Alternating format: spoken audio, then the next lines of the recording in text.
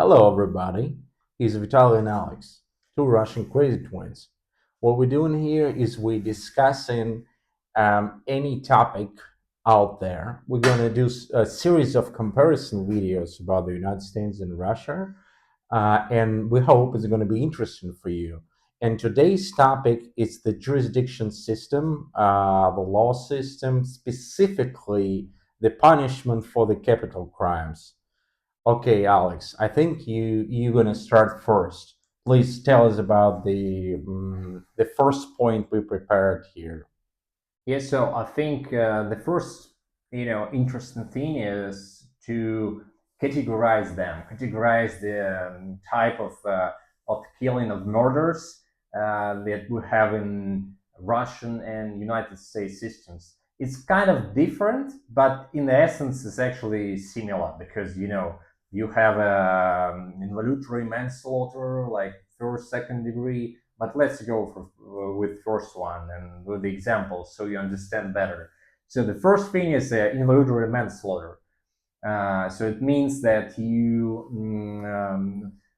death caused by negligence without intent to kill. So, for example, you threw out the bottle out of your balcony, or and it just happened to fall on the head or a pedestrian, and he got killed accidentally. So, in this case, it's going to be involuntary manslaughter. And you have the same thing in Russia, and you have the similar thing in the United States. So, but the punishment is going to be very different. And comparing in US, you're going to get from 1 to 10 years for this. In Russia, you have only up to 2 years. So the 2 years is the maximum sentence. And here we already see the difference between the systems. Russian system is much milder than American. So the next one, and yeah, probably you will tell us about this, Vitaly. Yeah, thank you. So it's gonna get more interesting now. So the next one is voluntary manslaughter. What does it mean? It means an intentional killing, but with strong mitigating circumstances. For example, emotional shock, heat of passion, or imperfect self defense. So in the American system, you would get for this.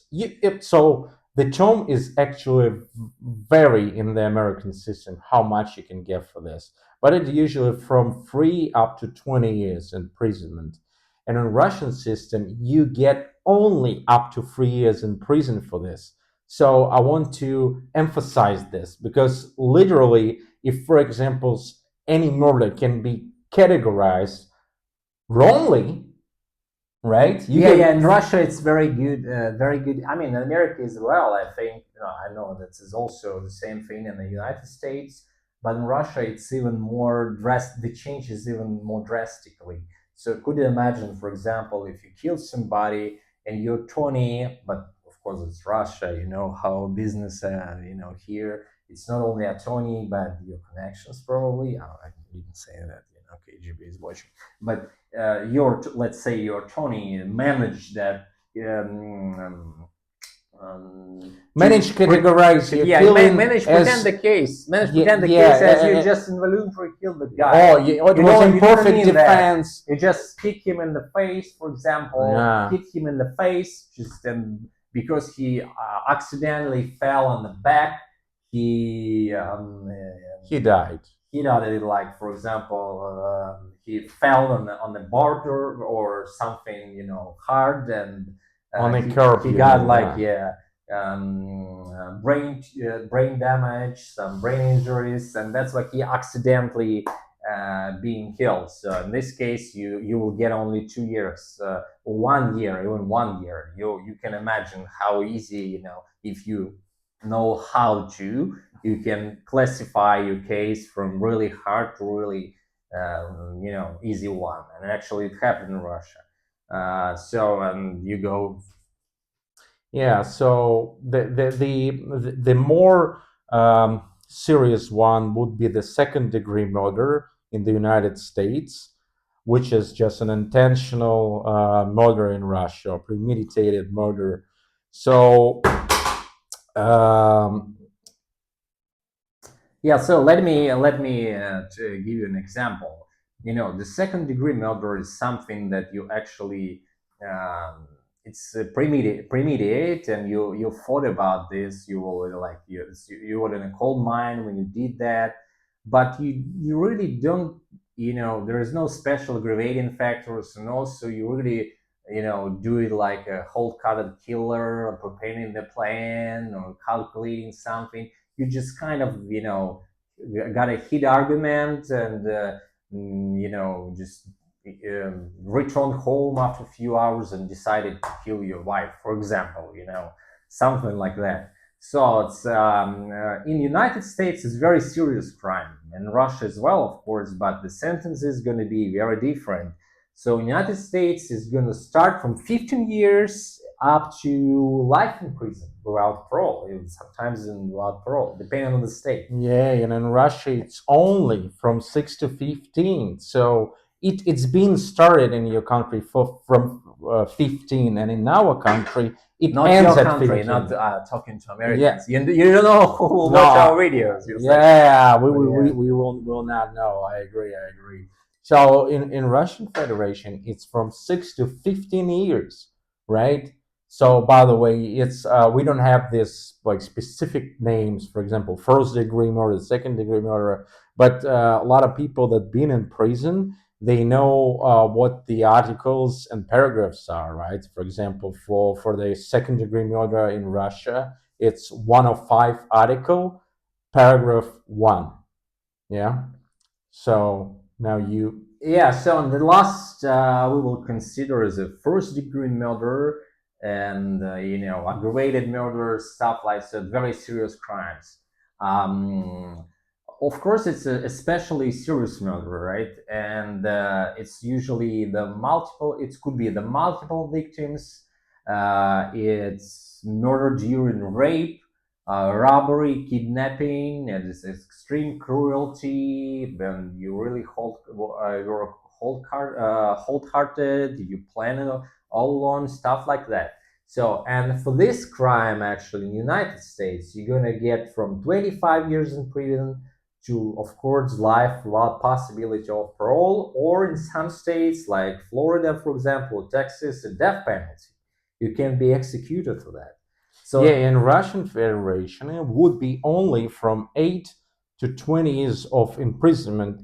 In some specific cases, it can be up to life imprisonment, but more often than not, we see that the serial killers they were sentenced only up to 20 years, and that's the reality here, right? So because we have the moratorium for the death penalty is even out of discussion for this one, right? So, and the last topic, the last section of this video would be the real example of two serial killers.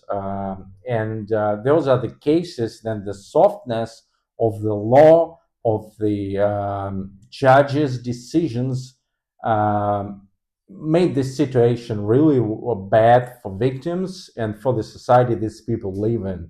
And Alex, let's go with an American example first. okay, yeah, let's start with Kenneth Magdaf. It was a guy who killed some students in 1960s in United States. It was a very famous case. It was a serial killer, basically. He was sentenced to a death penalty, but because in 70s some death penalties were interrupted by court, I guess the high court, something like that. Yeah, They they actually, disrupted yeah, the they death actually penalties. got his case was appealed, and he got released from prison. When he was when he was free, you can guess what happened. He killed again. He killed again, and he was sentenced afterward in 1998. But still, it was very controversial case. He spent 21 years in prison, or 22, and after that got released and killed somebody again. So the juridical system actually failed, and failed seriously, and it was the consequences for society. But I think the Russian case is even more evil, more sinister, and Vitaly will tell us about it. Yeah, in the end of 90s, in a small village near Samara town, there was a guy whose name was, and he's still alive, I think. He's still Yeah, I alive. think he's still alive. Yeah. Dmitry Voroshilov, and media and the people, the population there, were convinced that he was a serial killer and committed more than 5 crimes. No, I think it was 13 or something. 13 or It was something. really big number. Yeah, big number. But however, the prosecution system in Russia was able to prove that he committed only 2. So, and they were able to give him only 15 years imprisonment according to our system. Yeah, And you already see, right, the difference. I think in the United States it's impossible. You would definitely get life without parole or something like. Yeah. So actually, what happened? He was released in 2012, and he returned back to his village he was living in. Right. So all the victims of his actions were forced to live with him. And this is one of the drawbacks of our system here, that we don't have any kind of registries for capital offenders, right? Yeah. For example, the child molesters, they can serve their time and get back to their hometown, right? Yeah, so this is terrible. I mean, it's actually people should know about that, right? That there's some. I mean, probably exists something like that. Let's be honest, on paper, but in reality, it's almost never.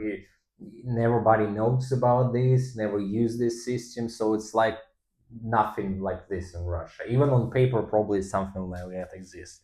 But yes, actually, this system is much worse here because we don't have any system, the good system, working system that watch over offenders, watch over convicted guys who got released from prison and try to rejoin the society.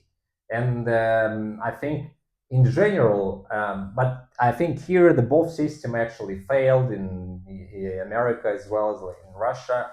That if the guy served its time and tried to rejoin the society, it's very hard to do in Russia and America because he got the stamp like he offender. And yes, we told about Russia. There's no system like for public or no system to notify victims or anything like that. But still, of course, in Russia, if you got this stamp like you were in prison, you were murderer or something, you're an ex-convict. Ex-convict, it's definitely very bad for you in terms of find a good job or be promoted, something like that. So you definitely like cripple yourself socially if you do something like that. The same is in America.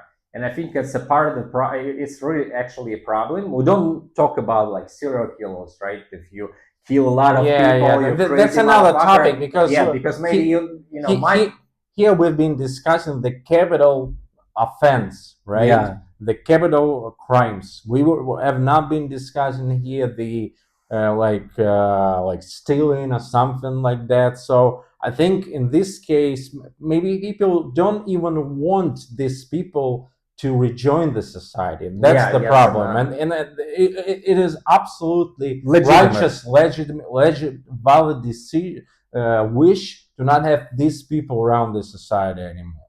So I think what you're talking about is the stealing or fraud, and these topics I think we will discuss in later series. We also will compare the stealing, robbery in Russia and the United States, and fraud, economic fraud.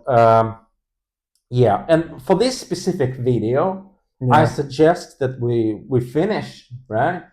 Yeah, so letting you know, guys, in the comments if you like the video. Maybe we can do something better with just our first shoot. We didn't do that before. So that's the very first video. It's very important for us to get any feedback, even negative one. So if you don't like this, you just put honest comment. It's bullshit, but please tell us why it's bullshit. Yeah. That's only a request I have. So thank you very much, guys. See you next video, and give us a thumb if you want. Yeah, bye. Выключи. Проверь, там вообще она работает, блядь.